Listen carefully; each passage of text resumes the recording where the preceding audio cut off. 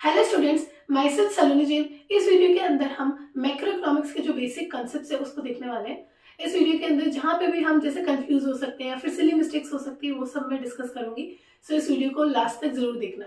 Let's start. सबसे पहले हमारे पास में है क्लासिफिकेशन ऑफ गुड्स, जिसके अंदर हमारे पास में है final goods, intermediate goods, consumer goods या फिर हम बोल सकते हैं कंजम्पशन गुड्स, एंड हमारे पास में लास्ट है कैपिटल गुड्स। फाइनल गुड्स क्या होते हैं, इसके अंदर हम देखते हैं एंड यूज क्या हो रहा है उसका। ठीक है, यहाँ पे हमारे पास में दो आते हैं, final consumer goods and final producer goods.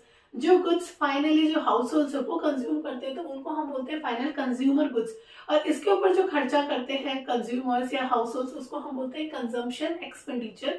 दूसरा हमारे पास आता है फाइनल प्रोड्यूसर गुड्स, मतलब वो सारे गुड्स जिनको कौन यूज कर रहा है, प्रोड्यूसर्स यूज कर रहे हैं, मतलब जिनका एंड यूज कौन कर रहा है, प्रोड्यूसर्स कर रहे हैं।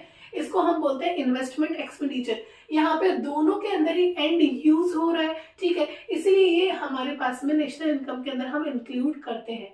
दूसरा हमारे पास में आता है इंटरमीडिएट गुड्स। इंटरमीडिएट गुड्स के अंदर क्या हो रहा है ना, अभी वो बाउंड्री लाइन को क्रॉस नहीं किया है, मतलब वो with in the boundary line है जिसके अंदर अभी किसी तरह का वैल्यू एडिशन करना बाकी है। ठीक है, उन सब गुड्स को हम क्या बोलते हैं, इंटरमीडिएट गुड्स। इंटरमीडिएट गुड्स हमारे पास में दो होते हैं, एक है हमारे पास में या तो हम उसको रॉ मटेरियल की तरह यूज करें या फिर हम क्या करें एज गुड्स फॉर रीसेल, मतलब या तो हम क्या करें रॉ मटेरियल की तरह परचेज करें फिर हम उसका कुछ भी उसके अंदर कुछ भी चेंज करके हम फाइनल आउटपुट बना रहे हैं, तो हमारे पास वो एक इंटरमीडिएट गुड्स हो गया। या फिर हम क्या कर रहे हैं, हमने कहीं से परचेज किया है ना, अब हम उसको रीसेल कर रहे हैं। दोनों ही केस के अंदर वैल्यू एडिशन होना अभी बाकी है। ठीक है, इसीलिए हम उसको इंटरमीडिएट गुड्स बोलते हैं। एंड इन इंटरमीडिएट गुड्स को हम नेशनल इनकम के अंदर कंसिडर नहीं करते, क्योंकि क्या हो जाएगा, डुप्लीकेशन होने का चांसेस रहेगा, डुप्लीकेसी होने का चांसेस रहेगा। पहले हम यहाँ पे कंसिडर कर लेंगे, फिर जब एंड यूज होगा तब उसको हम यूज कर लेंगे। इसलिए ये हम इंटरमीडिएट गुड्स को क्या करते हैं, नेशनल इनकम के अंदर कंसिडर नहीं करते हैं। यहाँ पे जो भी खर्चा होता है इंटरमीडिएट गुड्स पे उसको हम बोलते हैं इंटरमीडिएट कंजम्पशन या फिर हम बोलते हैं इंटरमीडिएट कॉस्ट। जो फॉर्मूला यहाँ पे हमारे पास में ग्रोस वैल्यू एडिड का जो निकल के आता है, जीवीए का जो हमारे पास में फॉर्मूला आता है वो क्या आता है, जो भी वैल्यू ऑफ फाइनल आउटपुट जो बन के आ रहा है उसमें से हम अगर माइनस कर देंगे हमारा इंटरमीडिएट कंजम्पशन, तो हमारे पास में ग्रोस वैल्यू एडिशन निकल के आ जाएगा। फाइनल गुड्स क्या होते हैं, जिसके अंदर किसी भी तरह का वैल्यू एडिशन होना नहीं है और वो एंड यूज हो रहा है, उसको हम नेशनल इनकम के अंदर कंसीडर करते हैं। इंटरमीडिएट गुड्स के अंदर कुछ ना कुछ वैल्यू एडिशन होना बाकी होता है, इसीलिए ये कंसीडर नहीं होता है। ठीक है, अब हमारे पास में तीसरी चीज आती है, वो आता है कंजम्पशन गुड्स और कंज्यूमर गुड्स। ठीक है, कंजम्पशन गुड्स और कंज्यूमर गुड्स मतलब जो भी कंज्यूमर्स यूज करते हैं उन सारे गुड्स की हम यहाँ पे बात कर रहे हैं। इसके अंदर हमारे पास में जैसे आता है ड्यूरेबल गुड्स, जिसके अंदर मतलब एक साल से ज्यादा जो हम यूज करते हैं, जैसे टीवी, कार, ये सब इसके अंदर आता है। सेमी ड्यूरेबल गुड्स जो हम एक साल तक यूज करते हैं, जैसे क्लोथ्स, इलेक्ट्रिकल अप्लायंसेस, ठीक है, वो हमारे पास में सेमी ड्यूरेबल गुड्स में आते हैं। नॉन ड्यूरेबल गुड्स जो कि बहुत ज्यादा ड्यूरेबल नहीं होते हैं, लंबे समय तक नहीं टिकते हैं, जैसे मिल्क हो गया, ब्रेड हो गया, एक्सेट्रा। एंड हमारे पास में आता है नॉन मटेरियल गुड्स या फिर हम बोल सकते हैं सर्विसेज, जैसे डोमेस्टिक सर्वेंट हो गया, डॉक्टर हो गया, इन सब की जो सर्विसेज है ये हमारे लिए क्या होगी, नॉन मटेरियल गुड्स होगी। तो ये कुछ टाइप है कंज्यूमर गुड्स के। ठीक है, अब यहाँ पे कंज्यूमर्स जो इनके ऊपर खर्चा करते हैं उनको हम बोलते हैं कंजम्पशन एक्सपेंडिचर। ये हमारे पास में नेशनल इनकम के अंदर इंक्लूडेड होता है। ये वही चीज है जो हमने यहाँ पर डिस्कस की थी, ये और ये सेम ही है। ठीक है, बस हमने ये जो फाइनल कंज्यूमर गुड्स है उस कंज्यूमर गुड्स को हमने और डिटेल में यहाँ पे डिस्कस किया है। अब देखो ये नेशनल इनकम के अंदर डेफिनेटली इंक्लूड होगा, क्योंकि यहाँ पे कंज्यूमर्स ही क्या कर रहे हैं, इसका एंड यूज कंज्यूमर्स ले रहे हैं, इसलिए नेशनल इनकम के अंदर हमारे पास में कंसिडर होगा। जितना ज्यादा प्रोडक्शन होगा कंज्यूमर गुड्स का, मतलब high production of consumer goods, उसकी वजह से क्या हो जाएगा, ज्यादा से ज्यादा वेलफेयर होगा एंड जो क्वालिटी ऑफ लाइफ है वो इम्प्रूव होगी। अब हमें ये देखना है कि जो हम कंज्यूमर गुड्स की बात करें, यहाँ पे कंज्यूमर्स कौन है, हु आर द कंज्यूमर्स। तो कंज्यूमर्स में हमारे पास में आता है हाउस होल्ड्स, गवर्नमेंट, एंड जैसे ये जो एनपीओज होते हैं, एनजीओज वगैरह जो होते हैं, वो सब हमारे पास में क्या आ गए, कंज्यूमर्स हो गए। तो ये लोग जो भी है, हाउस होल्ड्स, गवर्नमेंट्स और एनपीओज जो है, ये जो भी खर्चा करते हैं, ठीक है, उसी को हम क्या बोलते हैं, एग्रीगेट कंजम्पशन एक्सपेंडिचर हमारे पास में निकल के आता है। प्रोड्यूसर्स जो खर्चा करते हैं वो इसमें नहीं आएगा, मतलब ये जो फाइनल प्रोड्यूसर गुड्स है वो जो खर्चा करते हैं वो यहाँ कंसिडर नहीं होगा।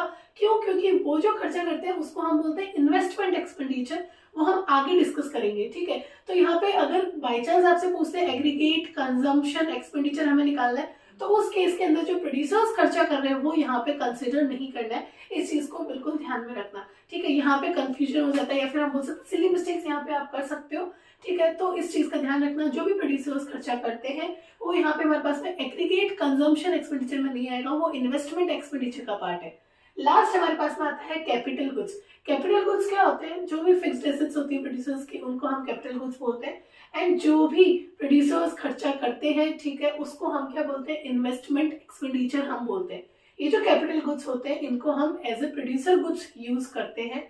अब हमारे पास में देखो कैपिटल गुड्स में दो तरह से खर्चा कर सकते हैं। या तो जो हमारे पास में ऑलरेडी मशीन थी हम उसको क्या कर रहे हैं? रिप्लेस कर रहे हैं, ठीक है। ये जो रिप्लेसमेंट एक्सपेंडिचर होता है इसी को हम डेप्रिसिएशन भी बोलते हैं। और दूसरा क्या हो सकता है? हम एक नई मशीन ला रहे हैं, मतलब या तो पुरानी को रिप्लेस कर रहे हैं या फिर हम नहीं ला रहे हैं। ये दो चीजें हो सकती है। मतलब या तो हम क्या कर रहे हैं? रिप्लेसमेंट ऑफ कैपिटल स्टॉक, हम रिप्लेस कर रहे हैं, या फिर हम एडिशन कर रहे हैं कैपिटल स्टॉक के अंदर, ठीक है। अब जो रिप्लेसमेंट है उसकी वजह से क्या हो रहा है? डेप्रिसिएशन हो रहा है, ठीक है। मतलब इसकी यहाँ पे क्या हो रहा है? It leads to depreciation. अब जो कंफ्यूजन हो सकता है या फिर जो सिली मिस्टेक्स हो सकती है वो क्या हो सकती है वो देखते हैं। अगर क्वेश्चन आता है एमसीक्यूज के अंदर, all capital goods can be machines but all machines can not be capital goods, मतलब यहाँ पे सारे कैपिटल गुड्स को हम मशीन्स बोल सकते हैं लेकिन सभी मशीन्स को हम कैपिटल गुड्स नहीं बोल सकते। क्यों? क्योंकि जैसे स्विंग मशीन्स है, ठीक है, जो हम हाउस होल्ड मतलब होम में जो भी घर पे हम मशीन्स कुछ काम में लेते हैं, तो वो मशीन्स तो है लेकिन वो कैपिटल गुड्स नहीं है। कैपिटल गुड्स क्यों नहीं है? क्योंकि कैपिटल गुड्स क्या होते हैं? जो कि प्रोड्यूसर्स यूज करते हैं, मतलब जो एक तरीके से प्रोड्यूसर गुड्स की तरह काम में आते हैं, उनको हम कैपिटल गुड्स बोलते हैं। इसलिए जो मशीन्स हम घर पे काम में ले रहे हैं वो हमारे लिए कैपिटल गुड्स नहीं है। सेकेंड चीज हम यहाँ पे क्या कर रहे हैं? All capital goods are producer goods but all producer goods are not capital goods, मतलब जितने भी जो कैपिटल गुड्स है वो हमारे लिए प्रोड्यूसर गुड्स तो है डेफिनेटली, लेकिन सारे प्रोड्यूसर गुड्स कैपिटल गुड्स नहीं होते। क्यों? क्योंकि प्रोड्यूसर गुड्स के अंदर क्या आते हैं? जो भी प्रोडक्शन के अंदर काम में आते हैं वो सारे गुड्स प्रोड्यूसर गुड्स होते हैं। अब प्रोडक्शन के अंदर तो रॉ मटेरियल भी काम में आता है, मतलब ठीक है, और कैपिटल गुड्स भी काम में आते हैं। तो जो रॉ मटेरियल है वो कैपिटल गुड्स नहीं हो सकते, इसीलिए सारे कैपिटल गुड्स प्रोड्यूसर गुड्स तो हो सकते हैं लेकिन प्रोड्यूसर गुड्स कैपिटल गुड्स नहीं हो सकते हैं। प्रोड्यूसर गुड्स के अंदर क्योंकि रॉ मटेरियल भी आ जाता है एंड रॉ मटेरियल हमारे पास में कैपिटल गुड्स नहीं होता है। इसको हम इस तरीके से लिख सकते हैं, हमारे पास में आता है raw material plus capital goods, ये दोनों मिलके बनता है प्रोड्यूसर गुड्स। और कैपिटल गुड्स तो हमारे पास में सिर्फ इतना ही होता है, उसके अंदर रॉ मटेरियल हम नहीं लेते, इसलिए सारे कैपिटल गुड्स हमारे पास में प्रोड्यूसर गुड्स होते हैं लेकिन सभी प्रोड्यूसर गुड्स हमारे पास में कैपिटल गुड्स नहीं होते हैं। अब हमारे पास में देखो, जितना ज्यादा कैपिटल गुड्स का प्रोडक्शन होगा उतना ही ज्यादा क्या होगा? प्रोडक्शन कैपेसिटी बढ़ेगी, क्योंकि प्रोड्यूसर गुड्स बन रहे हैं ना, मतलब मशीन्स वगैरह बन रही है, तो प्रोडक्शन कैपेसिटी बढ़ेगी। प्रोडक्शन कैपेसिटी बढ़ेगी तो हमें जीडीपी के अंदर ग्रोथ देखने को मिलेगा। अब इसके अंदर हमारे पास में आता है इन्वेस्टमेंट एक्सपेंडिचर, जो हम यहाँ पे बात कर रहे हैं वो कैसा होता है। देखो, इन्वेस्टमेंट एक्सपेंडिचर को हम कैपिटल फॉर्मेशन भी बोल सकते हैं, क्योंकि यहाँ पे हमारे पास में किस में चेंज हो रहा है? कैपिटल स्टॉक के अंदर चेंज हो रहा है, इसलिए हम इसको कैपिटल फॉर्मेशन भी बोल सकते हैं। इसको हम इस तरीके से लिखते हैं, investment is equals to change in K का मतलब यहाँ पे क्या है? कैपिटल स्टॉक की बात हो रही है। एंड यहाँ पे हम क्या बोल रहे हैं? Change in capital stock during the year, जितना भी जो चेंज है वो हमारे लिए क्या बन गया? इन्वेस्टमेंट एक्सपेंडिचर या फिर कैपिटल फॉर्मेशन। अब देखो इसका सिग्निफिकेंस क्या है, मतलब इंपॉर्टेंस क्या है, क्यों हमें इन्वेस्टमेंट एक्सपेंडिचर हमें करना चाहिए। तो देखो सिग्निफिकेंस क्या है, जितना ज्यादा हम इन्वेस्टमेंट एक्सपेंडिचर करेंगे, मतलब जितना ज्यादा हम कैपिटल गुड्स का प्रोडक्शन करेंगे उतना ही ज्यादा क्या होगा? प्रोडक्शन कैपेसिटी बढ़ेगी एंड जीडीपी में ग्रोथ, इकोनॉमी के अंदर ग्रोथ हमें देखने को मिलेगी। एम्प्लॉयमेंट जनरेशन होगा, एम्प्लॉयमेंट जनरेशन होगा तो इनकम जनरेशन होगा, इनकम जनरेशन होगा तो डिमांड बढ़ेगी, डिमांड बढ़ेगी तो प्रोडक्शन बढ़ेगा एंड एक तरीके से इकोनॉमी जो है उसके अंदर ग्रोथ हमें देखने को मिलेगी। ठीक है, अब हमारे पास में ये जो चेंज आता है कैपिटल स्टॉक के अंदर, ये दो तरह का चेंज आता है। एक तो आता है फिक्स्ड इन्वेस्टमेंट के अंदर चेंज, मतलब फिक्स्ड कैपिटल फॉर्मेशन हो रहा है, एंड दूसरा हमारे पास में आता है इन्वेंट्री के अंदर कुछ भी जो चेंज आ रहा है। हम यहाँ पे दोनों ही चीजों को किसके अंदर कंसिडर करते हैं? कैपिटल फॉर्मेशन में कंसिडर करते हैं। अगर फिक्स्ड इन्वेस्टमेंट या फिर फिक्स्ड कैपिटल फॉर्मेशन हो रहा है तो मतलब यहाँ पे क्या हो रहा है? शुरू के अंदर बिगिनिंग ऑफ द ईयर हमारे पास में कितना कैपिटल गुड्स था, मतलब फिक्स्ड गुड्स कितना था हमारे पास में, हम उसमें से माइनस कर देंगे, एट द एंड हमारे पास में कितना गुड्स रहा है। ठीक है, तो उससे हमारे पास में चेंज आ जाएगा। ठीक है, तो चेंज निकालने के लिए हम क्या कर लेंगे? न्यू माइनस ओल्ड, हमारे पास में अभी कितना जो बच रहा है एंड पहले कितना था उससे हम क्या निकाल लेंगे? चेंज निकाल लेंगे। वैसे ही हम इन्वेंट्री इन्वेस्टमेंट में भी कैसे चेंज निकालेंगे? New minus old, at the end of the year हमारे पास में कितना बच रहा है उसमें से हम लेस कर देंगे, बिगिनिंग ऑफ द ईयर हमारे पास में कितना स्टॉक था, तो हमारे पास में चेंज इन इन्वेंट्री इन्वेस्टमेंट आ जाएगा। अब देखो फिक्स्ड इन्वेस्टमेंट जो है इसके अंदर हमारे पास में क्या है? फिक्स इन्वेस्टमेंट जो होता है वो हमारे पास में दो चीजें इसके अंदर आती है।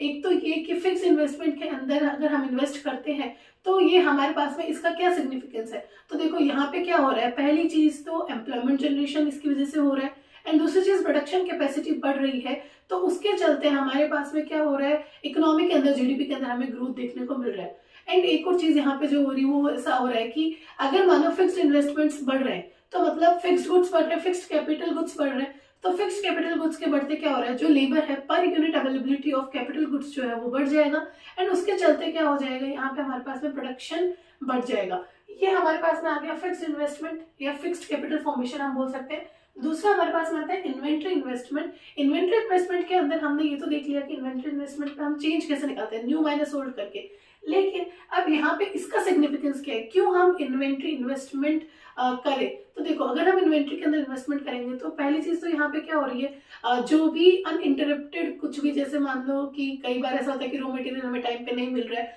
तो अगर हम पहले से उसके अंदर इन्वेस्ट करके रखेंगे हमारे पास में अगर रहेगा तो इस तरह की सिचुएशंस जो होगी जहाँ पे इंटरप्शंस आ जाते हैं वो हम अवॉइड कर पाएंगे।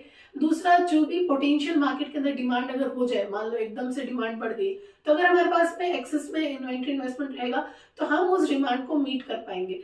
तो ये हमारे पास में कुछ सिग्निफिकेंस है। अब इसके अंदर होता क्या है, कई बार क्या हो जाता है कि एक्स्ट्रा इन्वेंट्री रह जाती है, ठीक है, अनडिजायर्ड स्टॉक रह जाता है जिसकी वजह से लॉसेज हो जाता है। वो कैसे रहता है, हमने प्लान किया था कि मतलब 10,000 यूनिट्स का प्रोडक्शन हम करेंगे, इतना डिमांड हमें देखने को मिल रहा है, लेकिन मार्केट के अंदर उतनी डिमांड ही नहीं हुई, मार्केट के अंदर सिर्फ 8,000 यूनिट्स हमारे सेल हुए, तो जो 2,000 एक्स्ट्रा अनडिजायर्ड स्टॉक बच गए, वहां पे क्या हो रहा है ना, वहां पे क्योंकि हमारा पैसा रुक चुका है, ठीक है, तो वहां पे हमें लॉस होता है, लॉस ऑफ प्रॉफिट हम बोल सकते हैं, ठीक है, वो हमें देखने को मिल जाता है। यहाँ पे क्या होता है, undesired stocks leads to losses, इसको हम क्या बोलते हैं, अनप्लान्ड इन्वेंटरी स्टॉक भी हम बोलते हैं। अब एक कंसेप्ट हमारे पास में यहाँ पे आता है, वो आता है gross versus net investment. Gross investment क्या होता है, ग्रॉस इन्वेस्टमेंट का मतलब हो गया ये टोटल इन्वेस्टमेंट एक्सपेंडिचर की बात कर रहा है जो हम कैपिटल गुड्स के ऊपर करते हैं, दोनों ही चीजें, रिप्लेसमेंट प्लस एडिशन, यहाँ दोनों की बात हो रही है, उसको हम बोलते हैं ग्रॉस इन्वेस्टमेंट। इसके अंदर हम डेप्रिसिएशन वाला पार्ट भी कंसिडर करते हैं। दूसरा होता है नेट इन्वेस्टमेंट। नेट इन्वेस्टमेंट के अंदर क्या हो रहा है, ये सिर्फ एडिशन, न्यू एडिशन की बात कर रहा है, ये जो रिप्लेसमेंट वाली चीज है ये इसको कंसिडर ही नहीं करता है, ठीक है, तो इसलिए हमारे पास में निकल के आ जाता है gross investment minus net investment. अगर हम करते हैं तो हमारे पास में क्या निकल के आ जाता है, डेप्रिसिएशन हमारे पास में निकल के आ जाता है, ठीक है। ये कंसेप्ट हमारे पास में यहाँ पे है, ये हम आगे भी डिस्कस करेंगे जब हम रिलेटेड एग्रीगेट्स पढ़ेंगे नेशनल इनकम के, उस वक्त भी ये ग्रॉस और नेट वाला कंसेप्ट हमारे पास में आएगा। अब देखो सिग्निफिकेंस क्या है, तो वही सेम सिग्निफिकेंस जो हमने अभी ऊपर देखा था फिक्स्ड कैपिटल फॉर्मेशन के अंदर, वही यहाँ पे कैपिटल स्टॉक बढ़ेगा तो availability of capital per unit of labour बढ़ जाएगा, एंड एफिशिएंसी ऑफ लेबर हमारे पास में बढ़ जाएगी, एम्प्लॉयमेंट जनरेशन होगा, प्रोडक्शन कैपेसिटी बढ़ेगी, तो जीडीपी ग्रोथ हमें देखने को मिलेगा। इससे थ्योरेटिकल क्वेश्चन पूछा जाता है, तो ये सिग्निफिकेंस वाला जो पार्ट है ये अच्छे से आना चाहिए। सेकेंडली ये जो हमने यहाँ पे डिस्कस किया, जो मैंने डेंजर साइन यहाँ पे बनाया है, इसका मतलब यहाँ पे क्या है, ये एमसीक्यूज के अंदर कई बार पूछ लेते हैं, तो ये भी पता होना चाहिए। लास्ट चीज जो हमारे पास में बचती है वो ये है कि फिक्स्ड एसेट्स के अंदर जो लॉस होता है वैल्यू के अंदर, वो दो तरीके से देखने को मिलता है। एक तो होता है जो हम कंजम्पशन कर रहे हैं फिक्स्ड एसेट्स का, उसकी वजह से, एंड दूसरा जो होता है कैपिटल लॉस, जिसको हम बोलते हैं कंजम्पशन ऑफ फिक्स्ड एसेट्स को हम डेप्रिसिएशन बोलते हैं। कैपिटल लॉस अगर कुछ हो रहा है तो वो डेप्रिसिएशन का पार्ट नहीं होता है। इसमें हमारे पास में एक्सपेक्टेड ऑब्सोलेसेंस होते हैं, ठीक है, जिसके अंदर क्या रीजंस होते हैं, जैसे नॉर्मल वियर एंड टियर, कुछ मशीन्स को हम डेली रेगुलर यूज के अंदर करते हैं तो कुछ एक्सीडेंटल डैमेजेस हो जाते हैं, तो वो इसके अंदर आते हैं। एंड कुछ एक्सपेक्टेड ऑब्सोलेसेंस जैसे कि change in fashion, taste and technology की वजह से अगर कुछ चेंजेस आ गए एंड उसके चलते हमारे पास में जो है डेप्रिसिएशन हो रहा है, तो वो यहाँ पे कंसिडर होता है, मतलब ये हमारे पास में डेप्रिसिएशन का पार्ट होता है। दूसरा जो कैपिटल लॉस होता है, कैपिटल लॉस के अंदर लॉसेस किस तरह से हो रहे हैं, जैसे नेचुरल कैलेमिटीज हो गई, तो अब ये एक्सपेक्टेड तो नहीं होता है कि नेचुरल कैलेमिटीज हो जाएगी, तो इसलिए डेप्रिसिएशन का पार्ट नहीं होता है। या फिर एकदम से एसेट्स की मार्केट वैल्यू के अंदर फॉल डाउन हो गया, क्यों, क्योंकि रिसेशन हो गया, डिप्रेशन आ गया, तो वो भी एक्सपेक्टेड नहीं होता है। इसलिए ये दोनों चीजें किसके अंदर आती है, अनएक्सपेक्टेड ऑब्सोलेसेंस के अंदर आती है, और ये डेप्रिसिएशन का पार्ट नहीं होता है, ये कैपिटल लॉस होता है। And consumption of fixed assets दूसरा नाम होता है डेप्रिसिएशन का। ये इसके अंदर हमारे पास तीन चीजें आती है, normal wear and tear, normal accidental damages and expected obsolescence. अब एक मोस्ट इंपॉर्टेंट चीज जो यहाँ पे रहती है वो है डेप्रिसिएशन रिजर्व फंड। हर बार जो भी हम डेप्रिसिएशन जो भी हम चार्ज करते हैं उसका कुछ अमाउंट, मतलब वो जो अमाउंट होता है डेप्रिसिएशन का अमाउंट, हम उसका एक प्रोविजन बना देते हैं जिसको हम बोलते हैं डेप्रिसिएशन रिजर्व फंड। इसका सिग्निफिकेंस क्या होता है या फिर इसका इंपॉर्टेंस क्या होता है, क्यों हमें डेप्रिसिएशन रिजर्व फंड की जरूरत है? तो देखो, कभी भी किसी भी चीज की अगर सिग्निफिकेंस या इंपॉर्टेंस की बात होती है ना, तो उसको याद करने का एक ही तरीका है कि हम ऐसे याद करें कि अगर ये चीज ना हो तो क्या हो जाएगा। मतलब अगर डेप्रिसिएशन रिजर्व फंड डीआरएफ अगर नहीं होगा तो क्या हो जाएगा, क्या देखने को मिलेगा? तो देखो, अगर डेप्रिसिएशन रिजर्व फंड नहीं होगा तो ये फंड किस में काम आता है? रिप्लेसमेंट ऑफ कैपिटल स्टॉक में अंदर काम आता है। जो हमारे पास में एक्सिस्टिंग कैपिटल स्टॉक है उसको रिप्लेस करने के लिए अंदर काम आता है। अगर हमारे पास में डेप्रिसिएशन रिजर्व फंड होगा ही नहीं तो हम रिप्लेस नहीं कर पाएंगे कैपिटल स्टॉक को। अगर हम रिप्लेस नहीं कर पाएंगे तो हमारे पास में ग्रोस इन्वेस्टमेंट जो है वो कम हो जाएगा। ग्रोस इन्वेस्टमेंट अगर हमारे पास में कम हो जाएगा तो प्रोडक्शन कैपेसिटी कैसे बढ़ेगी? प्रोडक्शन कैपेसिटी नहीं बढ़ेगी तो प्रोडक्शन नहीं बढ़ेगा। प्रोडक्शन नहीं बढ़ेगा तो एम्प्लॉयमेंट जनरेशन नहीं होगी। एम्प्लॉयमेंट जनरेशन नहीं होगी तो इनकम जनरेशन नहीं होगी। इनकम अगर नहीं बढ़ेगी तो लोग डिमांड नहीं करेंगे। डिमांड नहीं करेंगे तो सप्लायर्स फिर सप्लाई कम कर देंगे और इकोनॉमी जो है वो लो लेवल इक्विलिब्रियम ट्रैप में फंस जाएगी। लो लेवल इक्विलिब्रियम ट्रैप में कैसे फंस जाती है? इनकम के कम होने से क्या हो जाता है? लोग डिमांड कम कर देते हैं, एग्रीगेट डिमांड कम हो जाती है। एग्रीगेट डिमांड कम हो जाएगी तो सप्लायर सप्लाई कम कर देंगे। सप्लाई कम करते ही क्या हो जाएगा? फिर से प्रोडक्शन कम हो जाएगा एंड प्रोडक्शन के कम करते इनकम जनरेशन फिर कम हो जाएगी। इनकम कम होगी तो फिर एग्रीगेट डिमांड कम हो जाएगी। इस तरीके से हम एक लो लेवल इक्विलिब्रियम ट्रैप के अंदर फंस जाते हैं। ठीक है, तो ये सब किसकी वजह से नहीं हो सकता है? अगर हम डेप्रिसिएशन रिजर्व फंड रखेंगे तो हम रिप्लेस कर पाएंगे, एसेट्स को रिप्लेस कर देंगे तो क्या हो जाएगा? प्रोडक्शन कैपेसिटी बढ़ जाएगी एंड जीडीपी के अंदर हमें ग्रोथ देखने को मिलेगा। तो ये हमारे पास में सिग्निफिकेंस है डेप्रिसिएशन रिजर्व फंड का। अब इसके अंदर कुछ कंसेप्ट्स और बचते हैं, जैसे मनी फ्लो, रियल फ्लो क्या होता है, सर्कुलर फ्लो ऑफ इनकम जो हमारे पास में 2 सेक्टर 3 सेक्टर 4 सेक्टर इकोनॉमी है उसके अंदर हमें देखने को मिलेगा क्या क्या होता है उसके अंदर। And stock and flow concepts बच रहे हैं, लीकेजेस और इंजेक्शंस बच रहे हैं। ये सब मैं नेक्स्ट वीडियो के अंदर डिस्कस करने वाली हूँ। अगर आपको मेरा वीडियो अच्छा लगा हो तो please like share and subscribe. Thank you.